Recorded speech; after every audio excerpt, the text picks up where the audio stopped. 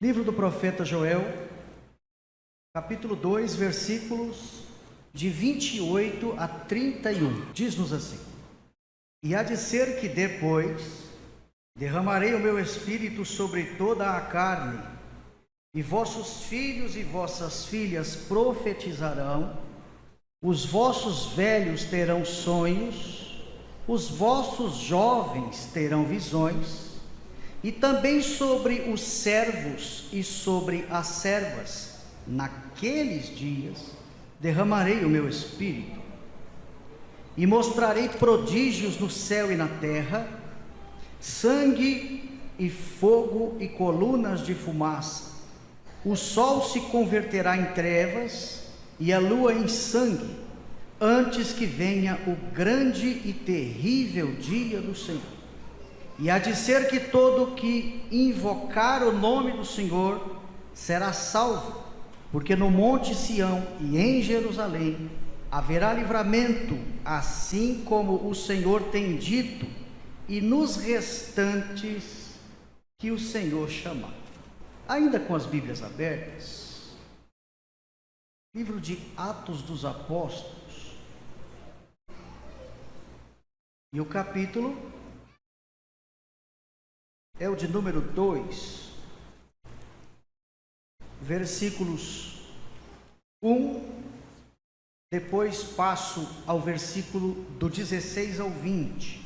Cumprindo-se o dia de Pentecostes, estavam todos reunidos no mesmo lugar, e de repente veio do céu um som, como de um vento veemente e impetuoso, e encheu toda a casa em que estavam assentados.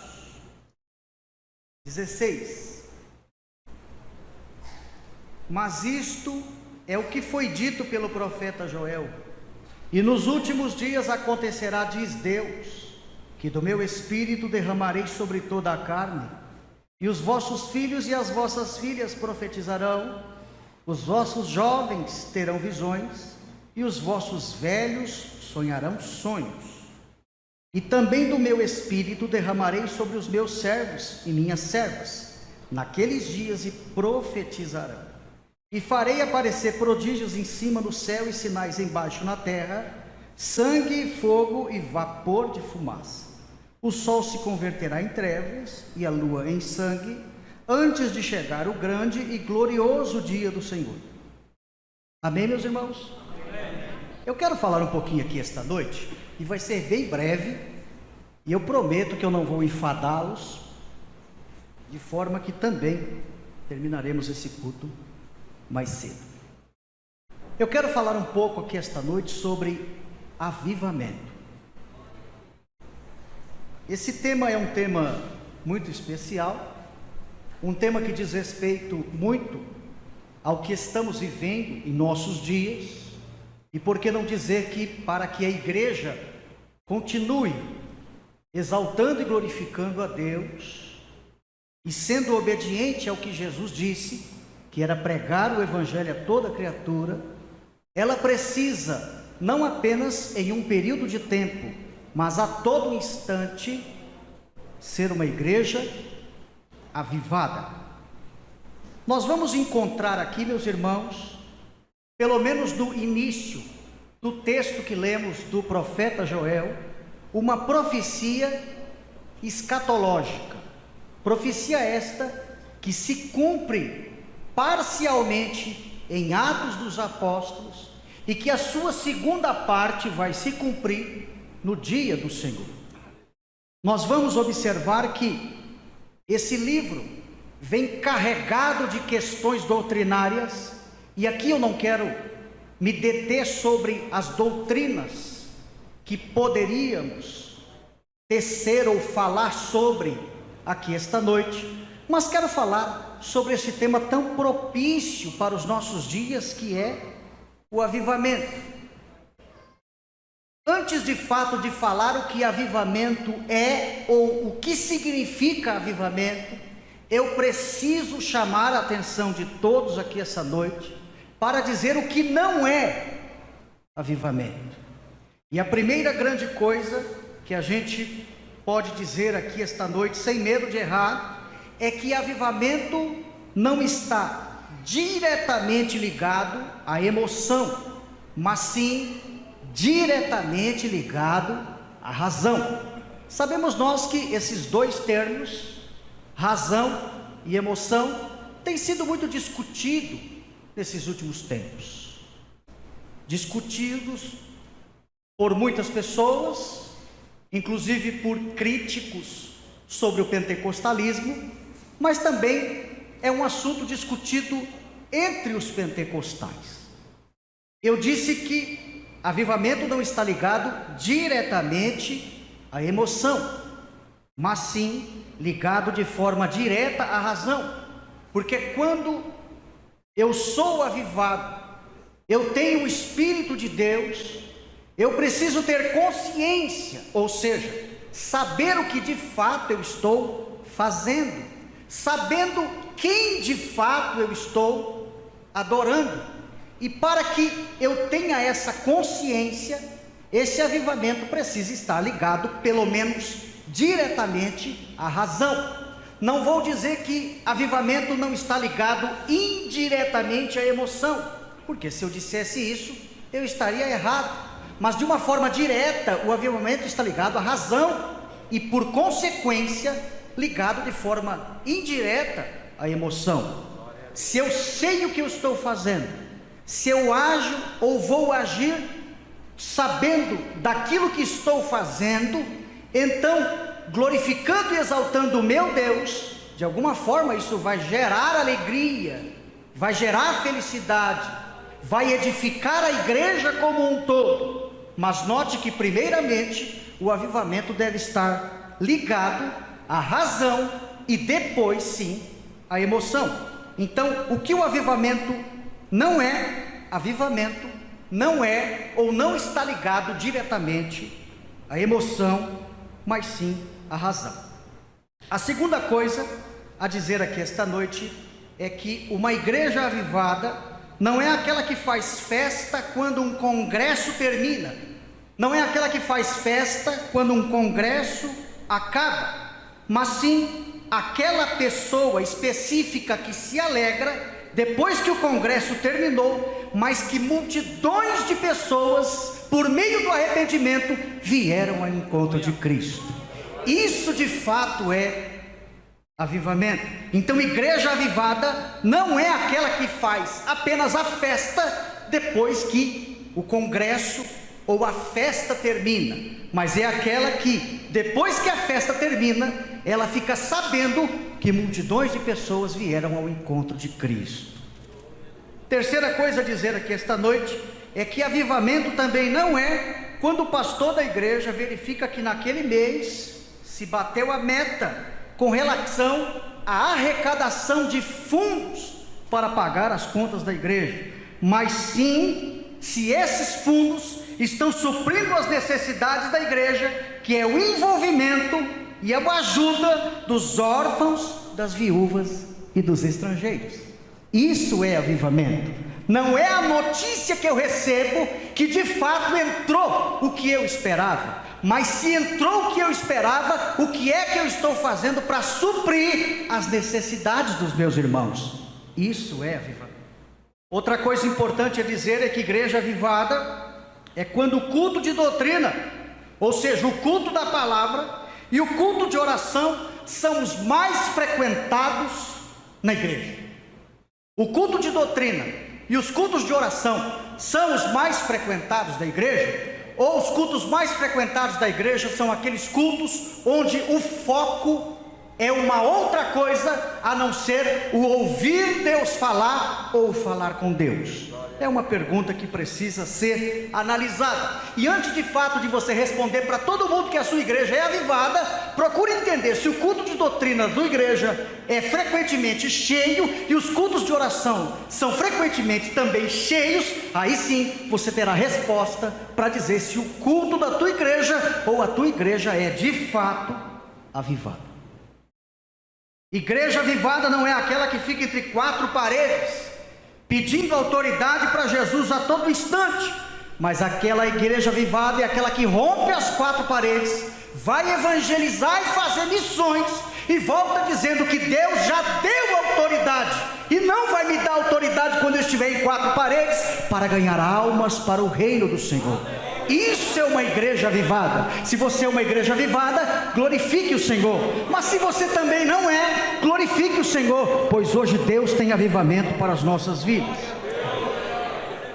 Igreja avivada também não é, e aqui eu finalizo, aquela que recebe novas pessoas, aquela que fica feliz pela quantidade de pessoas que tem em sua igreja. Não, igreja avivada não é isso. Igreja avivada é aquela que por meio de um discipulado batiza novos crentes. Essa é uma igreja avivada. Não é a igreja que está cheia de pessoas, onde todas as poltronas da igreja estão lotadas de forma que não cabe ninguém, mas é o relatório no final do mês dizendo que por meio do discipulado muitas daquelas pessoas desceram as águas. Isso é uma igreja avivada.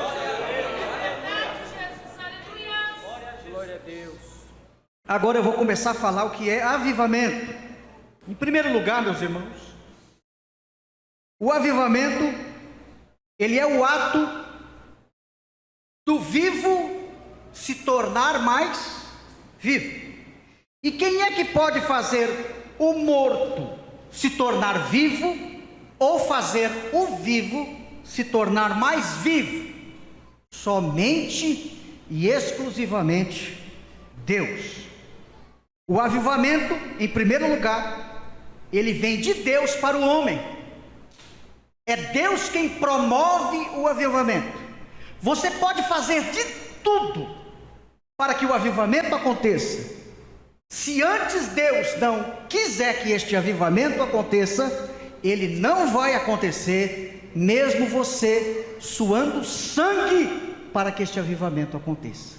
Se você prestar atenção no primeiro versículo de Atos capítulo 2, você vai ver que o avivamento veio do céu. Quem é que está no céu, meus irmãos? É Deus. É Deus quem de fato traz o avivamento para a igreja. O avivamento não vem por homens, ou por meio de homens, com palavras de autoajuda, ou a tentativa que o homem faz para que este avivamento aconteça. O avivamento está ligado a um ato gracioso de Deus, e ato gracioso de Deus não depende de nós para com Deus, mas sim do ato misericordioso de Deus para com todos nós. É de cima para baixo, é do céu para a terra, é na vertical e não na horizontal. Então, quando pensar em avivamento, não adianta lembrar do João, do Pedro e da Maria, se esquecer do divino Espírito Santo. Quem esquece de Deus, do Espírito Santo, da comunhão com o Todo-Poderoso, pode chamar todo mundo, pode chamar quem tem dom de cura, quem tem dom de profecia, quem tem dom de revelação, pode chamar quem fala em línguas, quem fala em variedades, que nada vai acontecer. Por quê? Porque é Deus quem origina o avivamento, e Ele está aqui nesta noite. O avivamento também, se não vem do homem, ele também não pode vir da igreja. A igreja pode realizar inúmeras e diversas campanhas para que este avivamento aconteça. Ele não vai acontecer se Deus não quiser.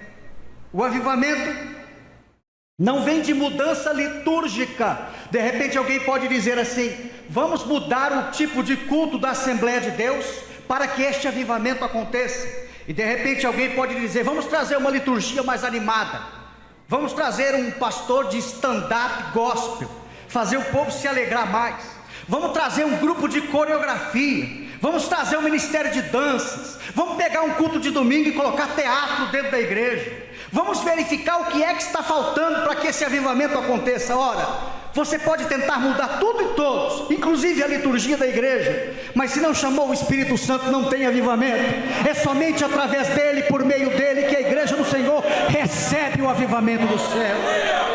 Eu fui pregar em uma igreja certa vez,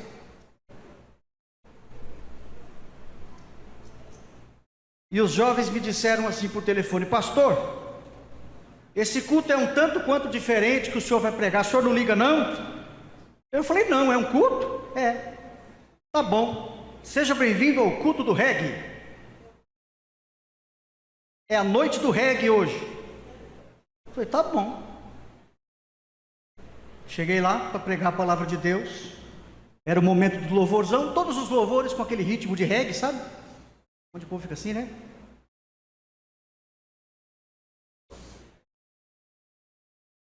E aí, chegou a hora da palavra, um jovem falou assim: meus irmãos, acabou esse louvor, agora é a hora da palavra.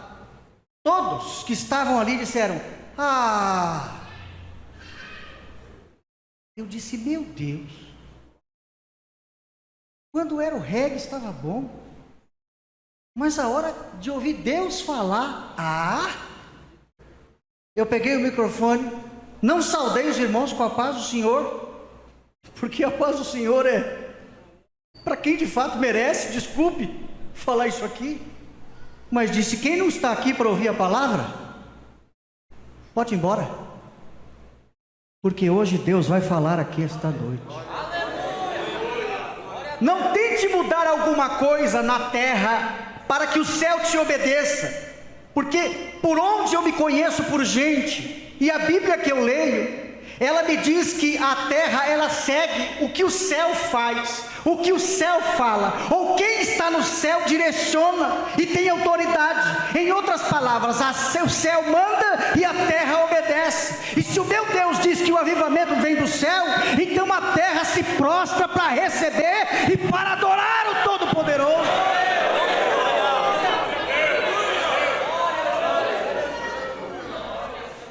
Por que o avivamento vem de Deus?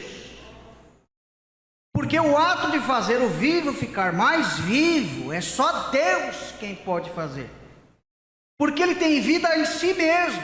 Está escrito em João 5:26, que um dos atributos de Deus é, Ele tem vida e vida em si mesmo. Todos nós temos vida, mas a vida que nós temos, nós a recebemos de Deus. Você não tem vida em si mesmo. Você tem uma vida que foi emprestada, foi dada por Deus no sentido de emprestada para você poder administrar. É por isso que o texto diz que Deus tem vida em si mesmo, ou seja, Ele é o autor da vida, e Ele é quem define a hora dessa vida chegar à sua existência ou o fim de sua existência. Então, se o avivamento vem de Deus, é só a Ele que tem vida que eu tenho que me prostrar e obedecer. Outra coisa importante a dizer é que se o avivamento vem de Deus, ele é para todos.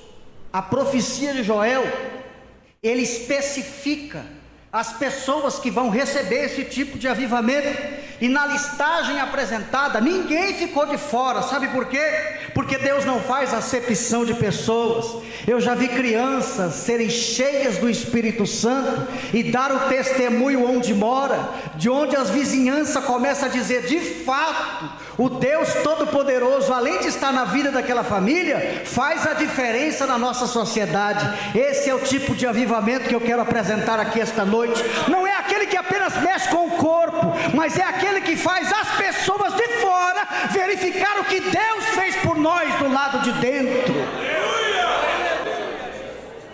Se o avivamento vem de Deus, ele não está condicionado a acontecer em uma data específica, mas tem que ser algo constante. Não acontece em data específica, mas algo constante. O avivamento de Atos dos Apóstolos não termina em Atos 2 com Pentecoste. Aliás, o livro de Atos não termina. Sabe por quê? Porque o avivamento não está condicionado a uma data ou a um tempo de duração.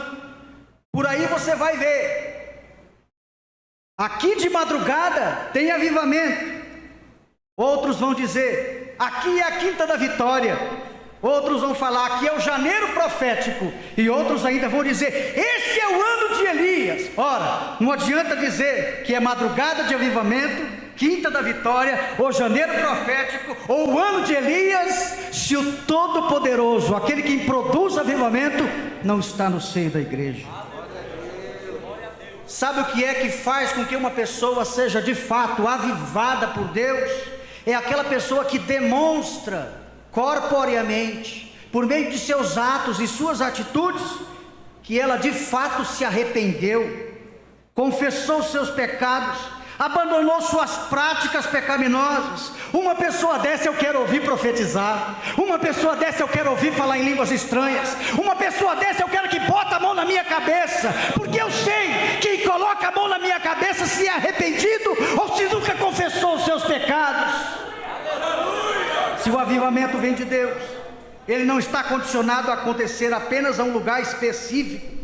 O texto de Atos diz que o Pentecostes acontece numa casa.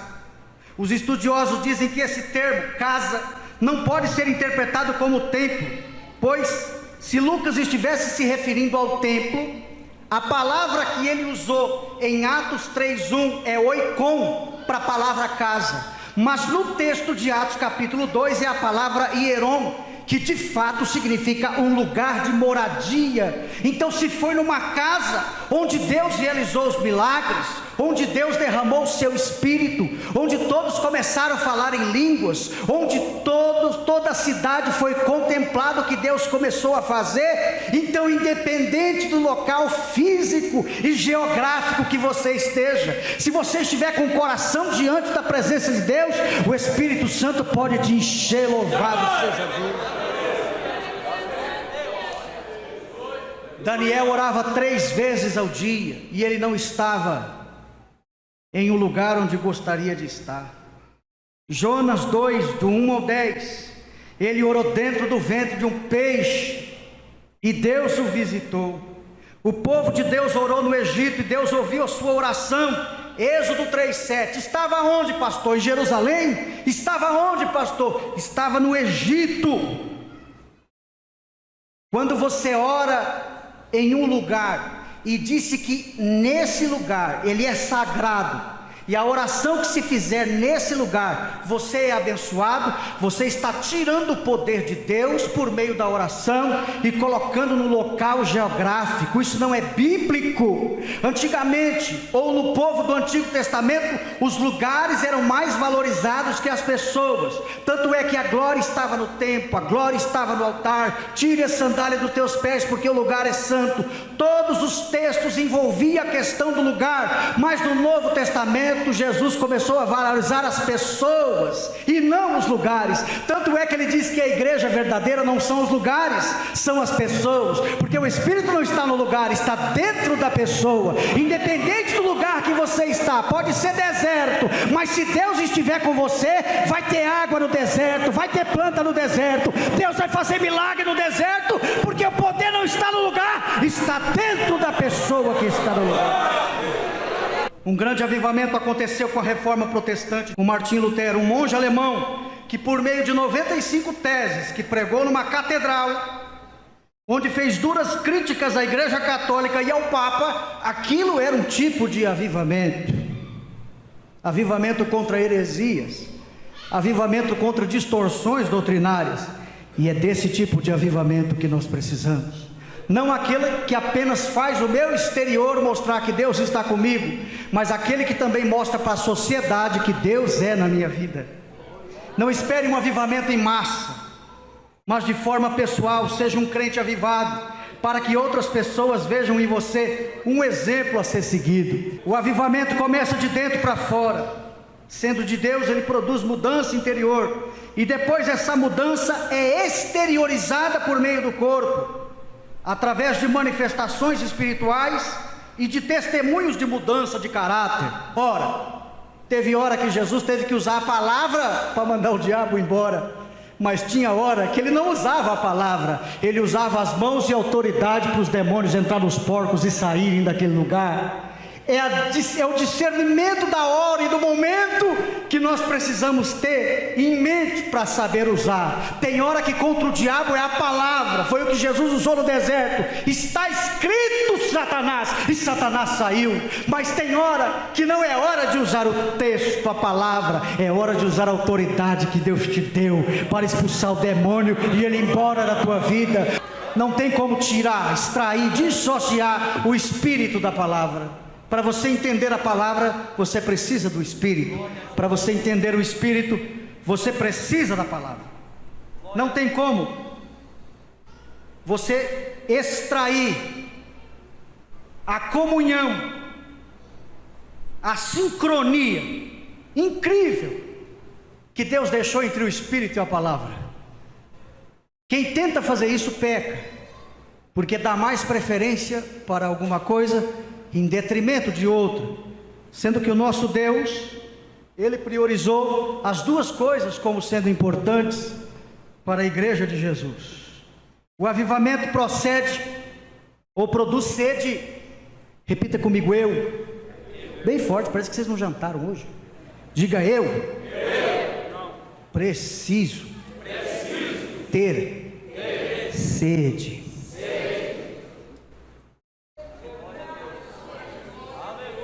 Primeiro, sede pela palavra. Atos 2:42. E perseveraram na doutrina dos apóstolos. Segundo, sede pela oração. E eu coloquei segundo, não é por ordem, é por causa do que eu estou tentando dizer. Segundo, pela oração. Atos 2:42. E nas orações. Ou seja, perseveraram na doutrina dos apóstolos e nas orações. Terceiro, sede por missões. Atos 1:8. E sereis minhas testemunhas tanto em Jerusalém como em toda a Judéia e Samaria e até os confins da terra. Quarto, pelos necessitados. Atos 2:44, 45. A obra de Deus era realizada, se vendia as propriedades, porque as pessoas tinham algo em comum. À medida que alguém tinha necessidade, as pessoas vendiam o que tinham, para que outras pessoas fossem abençoadas. E sede é uma coisa que você não mata para sempre. Sede é uma coisa para sempre. Enquanto você estiver na terra e o corpo não for glorificado, você vai ter sede. Você não tem sede hoje, encheu de água e vai viver eternamente ou para sempre na terra com aquele abastecimento que você tem. Não, amanhã você precisa beber água de novo. Sede pela palavra. Por quê? Porque ninguém conhece tudo. Cada vez que você bebe da fonte, mais a fonte tem água para te dar e mais sede você tem de beber. Desconfie de quem não tem mais sede de palavra, de quem não vem escola bíblica dominical porque já acha que sabe tudo. Desconfie, porque essa pessoa que não tem mais sede é porque já morreu. Quem não tem sede é porque já está morta. Sede pela oração significa que orou hoje, amanhã não precisa orar mais? Não, é sede, é algo constante. Sede por missões, evangelizou hoje, esse mês já batemos a meta, a cota? Não, continue evangelizando. Quarto, sede pelos necessitados. Ajudou hoje, Deus vai te mostrar outra pessoa amanhã. E esse círculo nunca termina enquanto você estiver na terra. Se você não tem essa sede, irmão, é porque você já morreu. Mas Jesus ressuscita aqui esta noite. Eu estou finalizando. Primeiro, o avivamento vem de Deus para nós. Segundo, é de dentro para fora. Terceiro, está intrinsecamente relacionada com o Espírito Santo. Se não gosta do Espírito, não ama o Espírito, não tem comunhão com o Espírito, nunca terá avivamento. Quarto, o avivamento está ligado ao arrependimento, à conversão e à santificação. Se não quer saber de arrepender, de se converter e de se santificar, você nunca será uma igreja avivada. Quinto, não tem como tirar, excluir, dissociar o Espírito da palavra, a graça do conhecimento. Havia um ateu, conta-se a história que havia um ateu que morava do lado de uma igreja pentecostal. Essa igreja não tinha muito como base o uso e a palavra de Deus, mas as manifestações do Espírito eram constantes, e às vezes eram constantes em certos dias que as pessoas gritavam, e os vizinhos às vezes ficavam perturbados com aquilo, e exatamente do lado dessa igreja pentecostal havia um ateu. E esse ateu, por diversas vezes, havia processado a igreja. Por diversas vezes. Ele não aguentava mais. Aí teve um dia que os abençoados foram ensaiar à noite e esqueceram alguma coisa ligada. E de repente foram embora para as casas.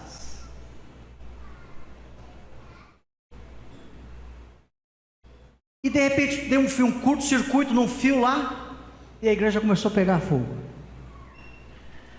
E o vizinho, quando saiu na sua casa, ele sentiu o cheiro de fumaça, foi ver o que era, do lado da igreja, olhou e disse: meu Deus, a igreja está pegando fogo. Ele foi lá na frente da igreja para ver se tinha alguém lá, mas não tinha ninguém, a igreja estava vazia, tudo escuro lá dentro. Aí ele viu na frente da igreja uma placa assim: Disque Oração. Aí ele resolveu ligar e falou: eu não sei de quem que é esse telefone, mas estou ligando porque eu estou dizendo que a igreja está pegando fogo. E o pastor atendeu, era o telefone da casa do pastor.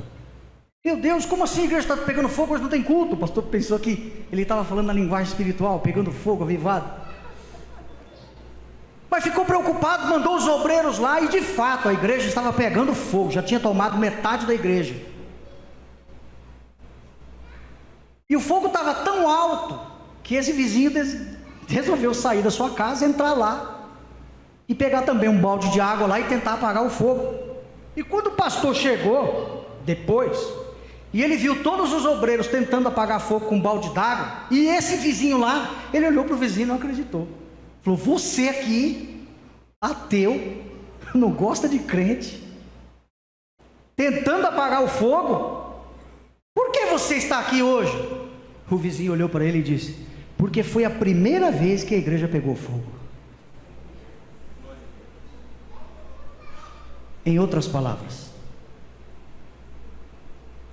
quando a igreja de fato pega fogo, não são só as pessoas da igreja que fazem essa medição e verificam que de fato as pessoas foram transformadas pelo poder do Evangelho, mas a sociedade onde esta pessoa vive percebe a mudança.